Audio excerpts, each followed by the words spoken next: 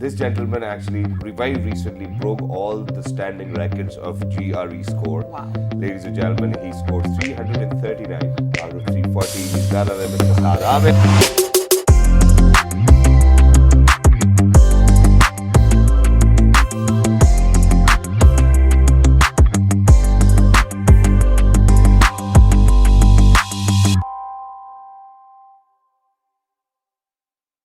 Hello everyone, my name is Saad Amir and today I'm going to give a 3 for 1 analysis on one book which is pretty famous but no one knows how to use it. 99.99% of my followers are in the wrong direction when it comes to using this book, and they do not know what strategies to implement and what topics to study from, both in terms of verbal and cont. So I will be analyzing it the 3 for 1 way. You might have guessed the name. The name of the book is Manhattan 5LB or Manhattan 5 Pound Book. So let's get straight to the point. The next question before starting this video that comes to everyone's mind is that there are two versions of this book. One book has the green cover and the other has the black cover. Let me clear this that there is no difference in terms of the content. Only the cover page and other fonts are changed, so there is no difference. You can buy any of these books. I am again clearing it. You can buy any of these books, so please make sure that you do not ask this question. So we straight away jumping onto the verbal sections, text completion and sentence equivalence, which entails more vocabulary. So why do I say that Manhattan 5LB is pretty bad? And pretty bad means it is pretty bad when I say it. Yeah, he's going to study hard, Bryce. So Manhattan 5LB, what it does is that it concentrates a lot on the vocabulary, and that vocabulary that is not even tested on the real GRE. It has absurd words, very difficult words, and the fact that even if you know these words, for example, I know 11,000 words, for example. So even if you know these words, it won't help you. Why do I say this? Because Manhattan 5LB's text completion and sentence equivalence sentences itself are very, very, very, very easy to understand, but the words are very difficult. And what ETS does is that ETS only tests you on the logic and shifters and these type of hints, right? So Manhattan 5LB doesn't do this. It just does exactly the opposite. What it does is that the sentence is pretty simple, whereas on the ETS it is very, very complicated and dense. And the vocabulary is very dense on Manhattan 5LB, whereas the vocabulary on the real GRE is pretty simple relative to Manhattan 5LB. I have been uploading words and they have been going viral by the grace of Almighty, but I'm again saying that Manhattan 5LB for text completion and sentence equivalence, I would say, is a 0 out of 10. If people who use this are in the wrong direction and they are heading for what? A disaster. Even after stressing so much on the Manhattan 5LB for the text completion and sentence equivalence, I am 100% sure people are still going to DM me and will send me a message saying that Saad, we have used Manhattan 5LB for verbal. What else should we use? Now, my next question from them is that you have to unlearn whatever you've learned from the Manhattan 5LB because it is utter bullshit.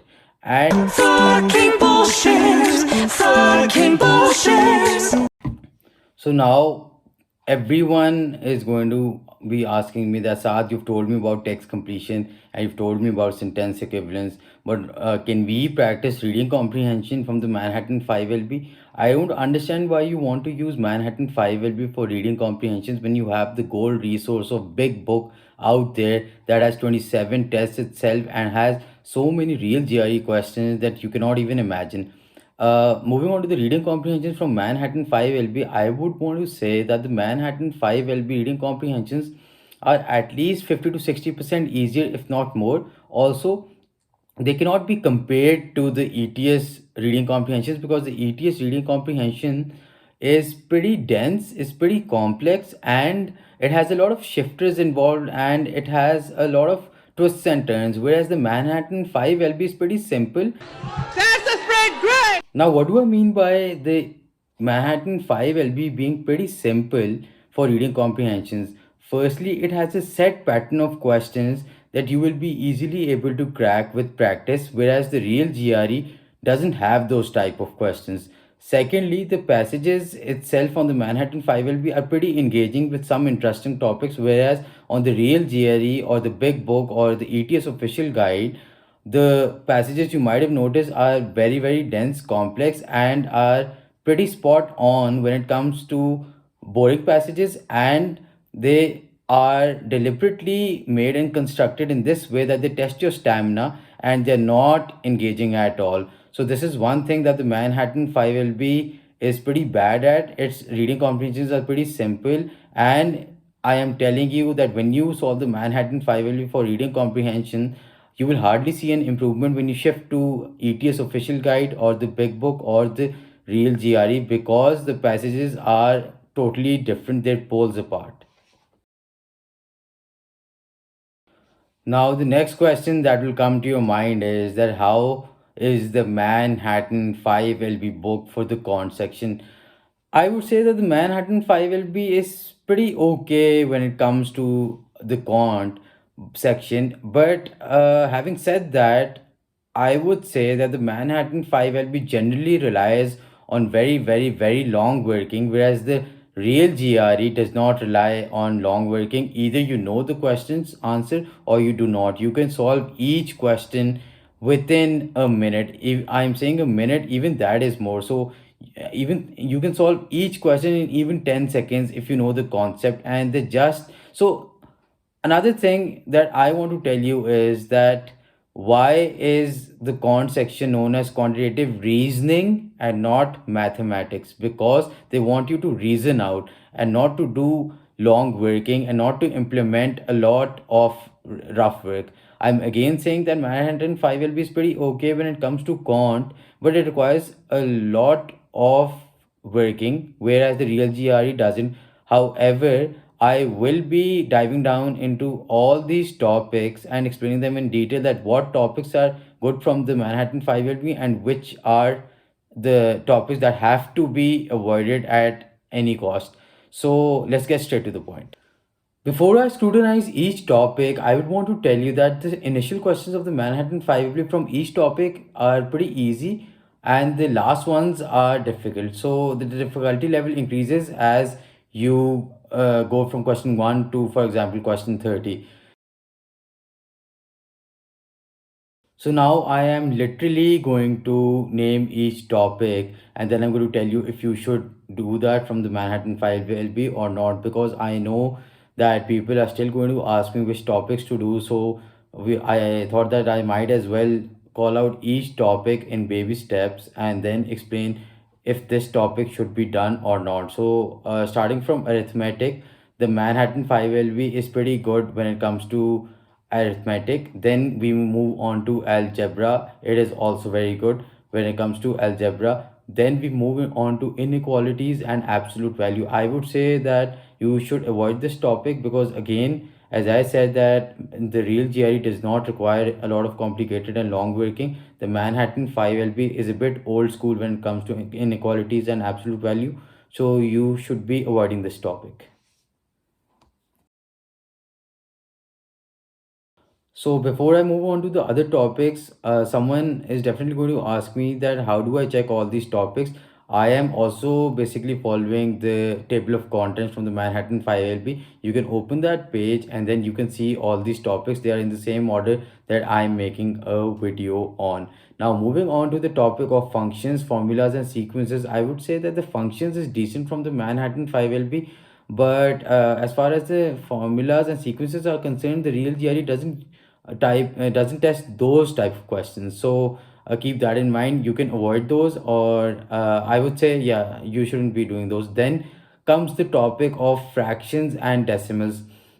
Now the initial questions are okay, but the latter questions, which I say that Manhattan 5 will test you on the long working and the real GRE doesn't. So I would say to avoid those questions which has a lot of long working involved. For example, there's a double numerator and then there's a double new denominator involved. So you can completely ignore those questions. Then comes the topic of percentages. I would say that is pretty spot on. So you should do all those questions. Then comes the topic of divisibility and primes. That is also pretty good. So you should also be doing divisibility and primes from the Manhattan 5LB. So moving on to exponents and roots, I would say that it's not too bad from the Manhattan 5LB or not too good. So now why do I say this? That's because some questions will require a lot of working, as I've stated before. So you should be avoiding those, but those that can be done in a split second, as in the concept can be grasped in a split second, you should be doing those. So you get the gist, right? The real GRE quantitative reasoning section will not want you to basically do long working. It is never going to ask you, and this goes for every topic, not just exponents and roots or something. So moving on to the next topic, which is word problems, that is pretty spot on. You should do all of those questions. Then the next chapter that comes in my mind is rates and work. Now rates and work should be avoided. Now why do I say this? So questions that have stuff like that there are three houses to be built and then there are three people and stuff like that, that those type of questions do not come on the real GRE, because the real GRE is going to test your concept. So a lot of people learn the formula from Manhattan 5LB, which is W is equal to RT, which is work is equal to rate into time. That is a good formula, but I would say that it won't be implemented every time when you see a real GRE question. And why do I say this? Because the real GRE wants you to learn the concept rather than rote learn formulas. So avoid these long questions of rates and work. Uh, Questions for speed and time, yes, you can do that, speed, distance, and time. Moving on to the next question, that is ratios.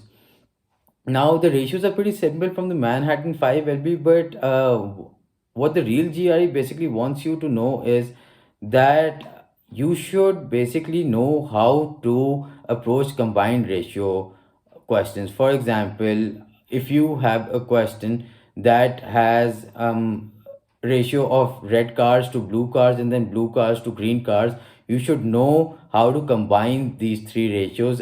You have to take an LCM, which is the least common multiple. So there is a question of combined ratios at the end on Manhattan 5LB. Try doing that. Now the next question that comes to my mind and everyone's mind is that, Saad, what about statistics?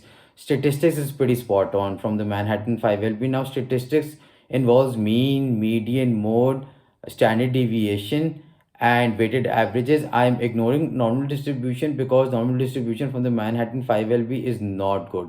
I'm again saying you will not find that sort of a question, so you can ignore that part as well. So the Manhattan 5LB for the next 4 to 5 topics is pretty spot on. The first topic is polygons. Manhattan 5LB is pretty good, so you should be doing all those questions. The second topic is circles. That is also pretty good. The third topic is triangles. That is also spot on. The fourth topic is coordinate geometry. That is pretty good also. And mixed geometry is also very good. The next question that literally I think 1,000 people have asked me, that, Saad, I am on the 160 level of quant. Should I do advanced quant from the Manhattan Prep? Because there's a section called advanced quant. I would say that yes, if you want to go in the wrong direction, then you should definitely do that. But if you're smart enough and you want to save your time, then don't do that. I am telling you that those type of advanced questions will never come, even if you are at the 170 level. Please ignore that. So I know what you guys are thinking, that, Saad, you have missed out on probability, combinatorics, and overlapping sets and data interpretation. So as far as the probability, combinatorics, and data interpretation sets is concerned, I would say that I never really practiced this topic. The reason why I'm saying this is that on a very very bad day also you will get two questions on average from this topic, right?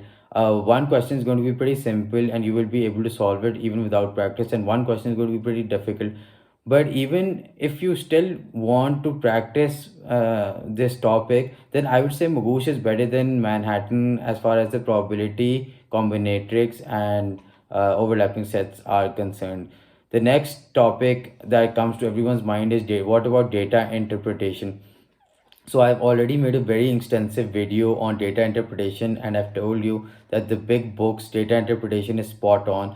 It does test a real GRE concept. So please look into that. And so you are definitely in the right direction if you're using the big book for data interpretation. Now, another thing that people are going to ask me is definitely that, Saad, what about the AWA or the analytical writing assessment? Should we use the Manhattan 5LB for AWA? I would say no, not at all. The Manhattan 5LB, I would say, is a suicide when it comes to verbal, and AWA is also AWA is also verbal, right?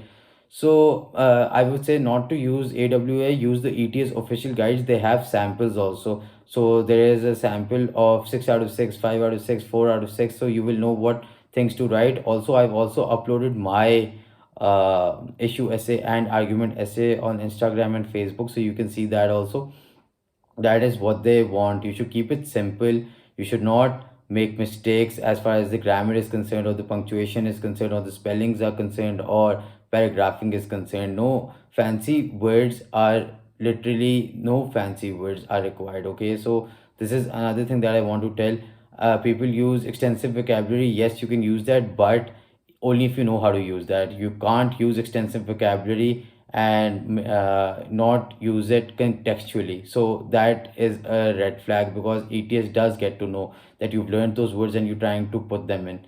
The next question that you're going to probably ask me is that, Saad, so the topics you've mentioned, that these topics you have to do from the quant, and this is, and then you have to ignore the verbal section.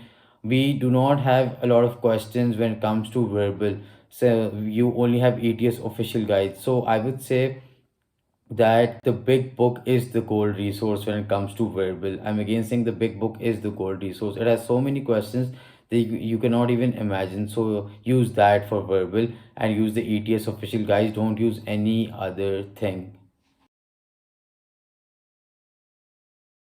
So I've recently been affiliated with a very renowned website in Pakistan, which is known as urdubazaronline.pk.